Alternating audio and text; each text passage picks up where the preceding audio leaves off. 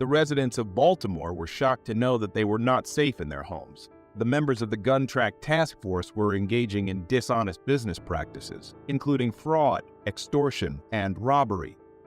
Corrupt cops who swore to protect and serve were nothing more than criminals.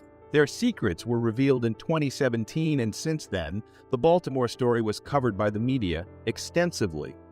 How did they get caught? How did they manage to save their faces all these years? The significant news that this legendary police fraud gang had been exposed stemmed from the death of Freddie Gray.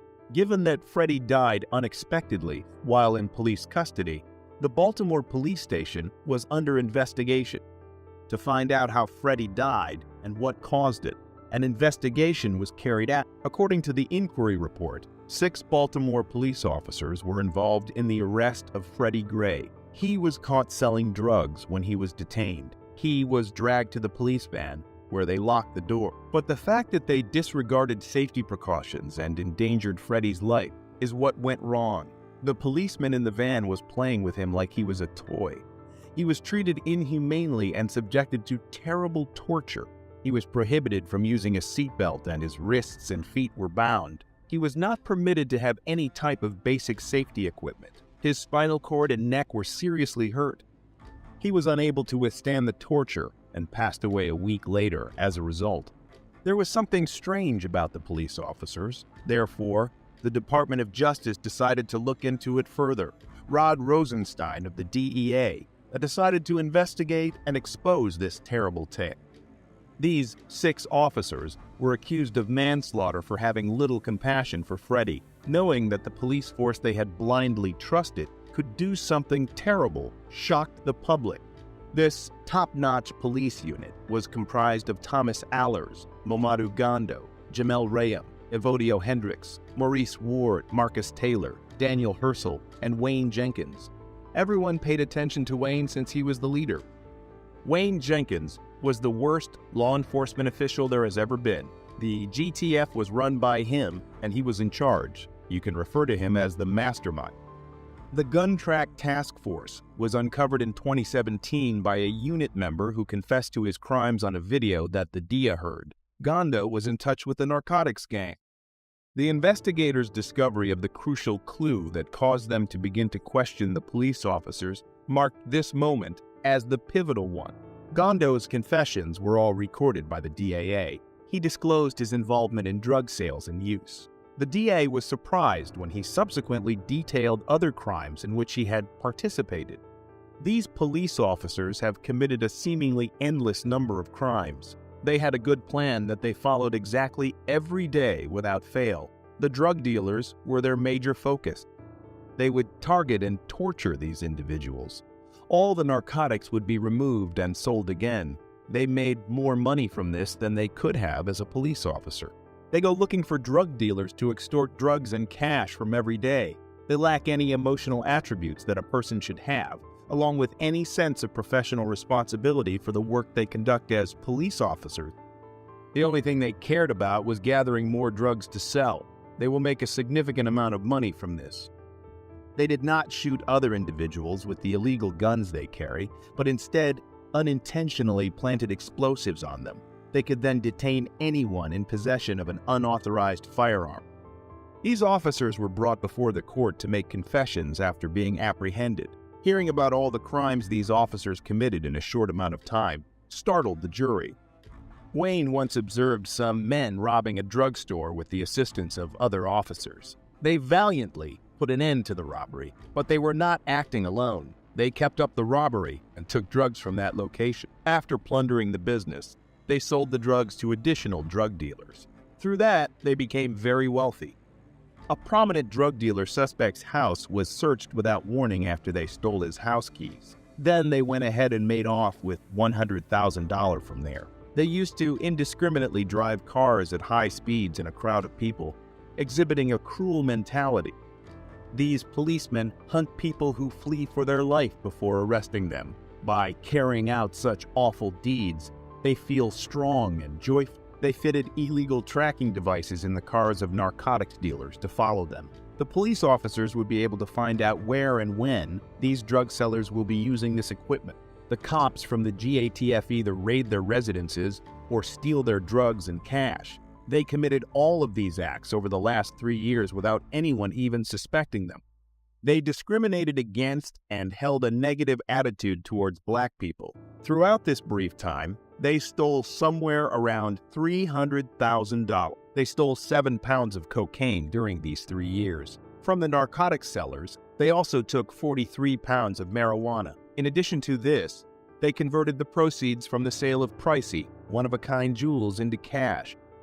According to their respective portions, they divided up the entire sum of money and spent it all on themselves. A group of police officers could not possibly have committed such heinous atrocities while on duty. The court could not believe it. They received a sentence of 112 years. They must serve that sentence in prison. Jenkins, the chief of the GITF, received a particularly lengthy sentence because he was the perpetrator of all of these crimes. Jenkins is currently serving a sentence of 25 years in a Kentucky prison. These policemen's crimes had a significant impact on the Baltimore Police Department. Both the general public and other departments must come to trust them. Others now view them with contempt, since what this policeman did was unjustifiable. The HBO miniseries with that title is called We Own This City. The Baltimore incident served as inspiration for the producers, who turned it into a miniseries and showed it to the audience.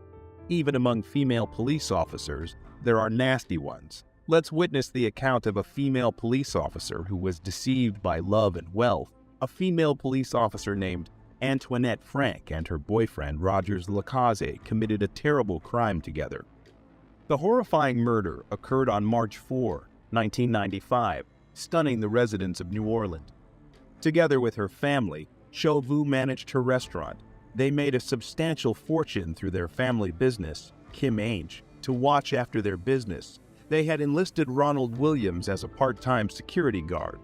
In his spare time, Ronald works there. He used to be a police officer when Frank and her boyfriend, a drug dealer, stormed into the restaurant and demanded money. Chauveau called Ronald to the dining room to give his wages. Frank began threatening Chauveau and her brother. Ronald tried to intervene to defend the siblings, but Frank's lover shot him. She panicked since Frank hadn't anticipated things to go worse. Chau and her brother hid in the walk-in fridge as Frank turned around to hunt for her companion. The older siblings, Kuang and Ha Vu, were cleaning the restaurant when the incident occurred. Frank questioned them over the money, but Chau had hidden it in the microwave. She shot the 2 older siblings as soon as Frank discovered the money. Both of them received death sentences after being tried in court. Frank was transferred to a Louisiana prison for women. Do you believe there are other officers like this in law enforcement? Do you anticipate a repeat of this incident? Let us know in the comments. We kick things off in Texas, where members of the Lufkin PD are handcuffing 33-year-old Tasha Faye Sponsler. After being put in the police cruiser, the handcuffed Sponsler manages to undo her seatbelt. And then, despite officers being near the vehicle, she pulls off a Vegas-level magic trick by, ta-da, wiggling her one hand out of her handcuffs. Sponsler remains calm, looks around, and makes sure the officers are adequately distracted before following up her previous trick with an even crazier encore.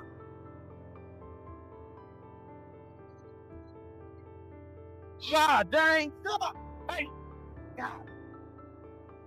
In the midst of Texas, where everyone's attention is focused on Tasha Faye Sponsler and the daring journey that she was on, the officers of the Lufkin Police Department have just finished properly handcuffing Sponsler and are about to load her into their cruiser when an unexpected event takes place.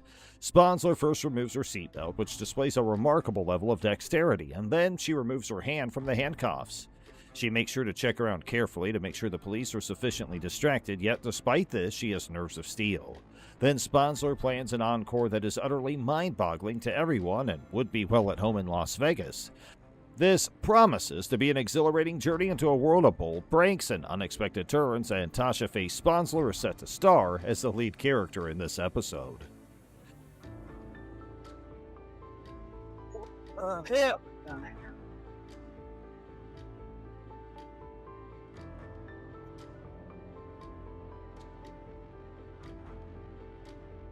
As the stolen cruiser shoots back onto the main road, it narrowly misses a row of spike strips.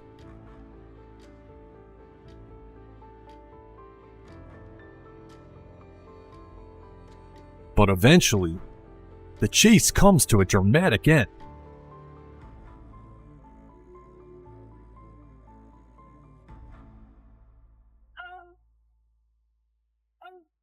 After rejecting a plea deal that would have given her 16 years in prison, Sponsler got the jury trial she wanted. Unfortunately for her, after being found guilty, she was sentenced to a staggering 45 years in prison.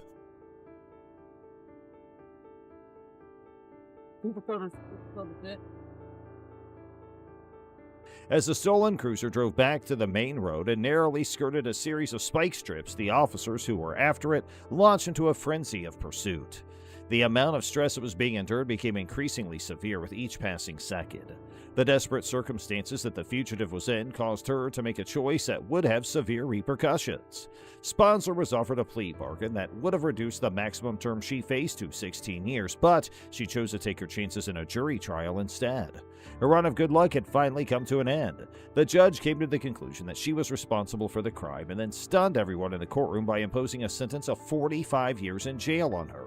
After the spectacular chase was over, Sponsler was left with the sobering awareness that she still had a long and challenging road ahead. It's 1:15 p.m. at the Ready Mart in Spruce Grove, Edmonton. And this man, 28-year-old Richard Parasow, has just been caught trying to buy a can of soda with a stolen credit card. Police have been called in to arrest the man, but he's not going quietly. After throwing his girlfriend, Brittany Burke, more on her in a minute, onto the officer and tangling with the store's owner, creating an impromptu game of Twister, he breaks free. He takes off towards the back of the store with no shirt and no plan. As the officer takes aim with a taser, Parasow grabs a weapon of his own, a bag of salty snacks. Realizing he's outgunned, he drops to the ground. The officer shows restraint as Brittany Burke approaches near the Pringles. After telling her to stay back, the officer calls for backup, and that's when Parasow makes at least his fourth terrible decision of the day and is pumped full of 50,000 volts. Meanwhile, with the entrance blocked by the owner, Brittany, the real star of this video, makes her move to the back of the store. Instead of trying the back door, she takes another, more daring route. After blowing absolutely any chance of anonymity right here, she crawls past the dusty Christmas decorations and heads for the ductwork and potential freedom. A seemingly good plan until it isn't.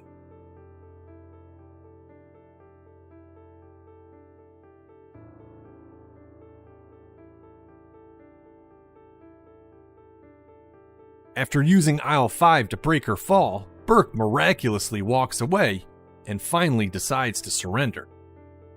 Backup arrives, and both Parasow and Burke are arrested. As the store's owners pick up the pieces of their ceiling, Parasow and Burke picked up 11 charges, including using a stolen credit card, resisting arrest, and assaulting a police officer. Disarray broke out in the Spruce Grove, Edmonton location of Ready Mart around 1:15. The 28-year-old Richard Parasow was apprehended while attempting to use a fraudulent credit card to buy a Coke. When the police arrived to arrest him, he caused a commotion by throwing his girlfriend, Brittany Burke, who would turn out to be quite the character in her own right, at one of them. The shopkeeper got caught up in the confusion, and before long they had an impromptu game of Twister on their hands. Parasow stripped off his shirt and made a hasty retreat to the store's rear. Parasow dodged the officer's taser by brandishing a bag of salty snacks. Being aware of his inferiority, he wisely lowered himself to the earth. Brittany Burke, meantime, made her move, silently slinking past dusty Christmas ornaments and into the docks. In aisle 5, her audacious plot to flee backfired as she smashed through a ceiling tile.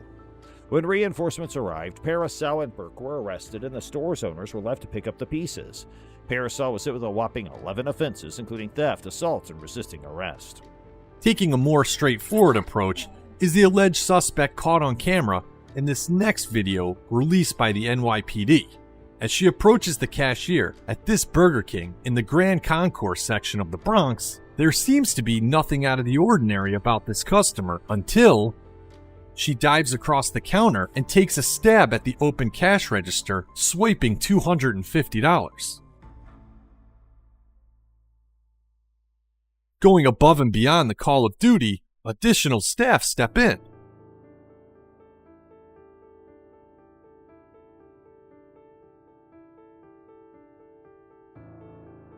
But they don't have the suspect for long. She slides across the counter and makes her way towards the door with no sense of urgency, and with good reason, as she's yet to be caught.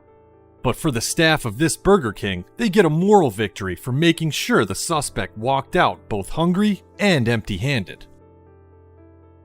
When the officer from the New York Police Department approached the cashier at the Burger King located in the Grand Concourse neighborhood of the Bronx, it seemed as though the woman was merely another customer. In a sudden and unanticipated change of events, however, she leapt over the counter and made a vain attempt to get her hands on the open cash register. She accomplished an extraordinary feat for a would-be thief by stealing $250 in a single fast action, going above and beyond the call of duty for a thief. The situation was swiftly brought under control by additional members of the crew, but their efforts to capture the culprit were unsuccessful. She slid back over the counter with astonishing dexterity and then casually sauntered towards the exit, making no indication that she was in any rush.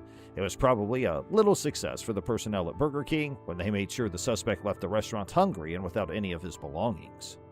Finally, we're in Lamar, Arkansas, where police are in pursuit of a truck and trailer reportedly stolen by the owner just 10 minutes earlier.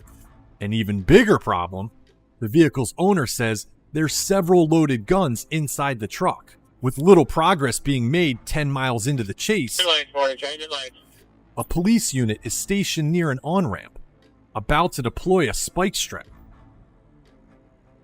hopefully disabling the vehicle. Spike support, they got him. Losing an icebox out of the back. The spike strips are successful, sending a mini freezer flying, but the truck keeps going.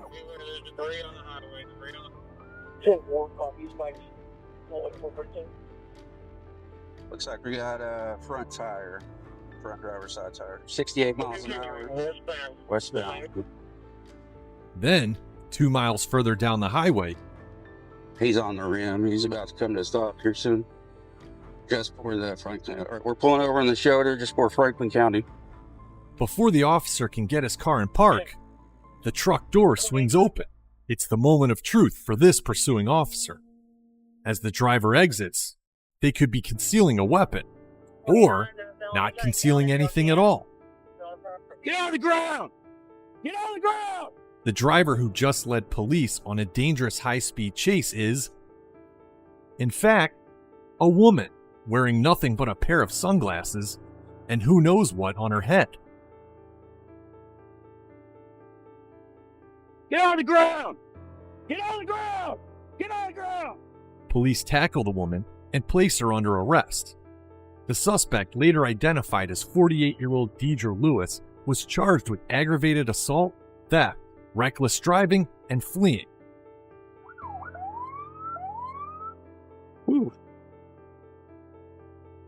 They had followed the track of the stolen truck and the trailer all the way to Lamar, Arkansas. 10 minutes after reporting the theft, the owner revealed a more pressing concern. He said that the stolen vehicle contained loaded firearms. Tensions were high when a police team waited at an on-ramp and got ready to use a spike strip after a 10-mile chase. Success! A small freezer was launched into the air by the strip, but the truck kept on. However, at 68 miles in, the front driver's side tire gave out, and by the time they got another 2 miles down the road, the truck was on its last legs. The cop had his opportunity to act. The truck pulled over to the side of the road in Franklin County, and as the pursuing police officer approached, the door suddenly opened. When the driver finally emerged, everyone knew for sure if she was hiding a weapon or not. The fast command came. Get on the ground. Get down here. It was then revealed that the woman behind the wheel during the high-stakes police pursuit had been wearing only sunglasses and a peculiar headpiece. Officers swarmed in and arrested the culprit, a 48-year-old woman named Deidre Lewis, who was charged with aggravated assault, theft, reckless driving, and eluding police.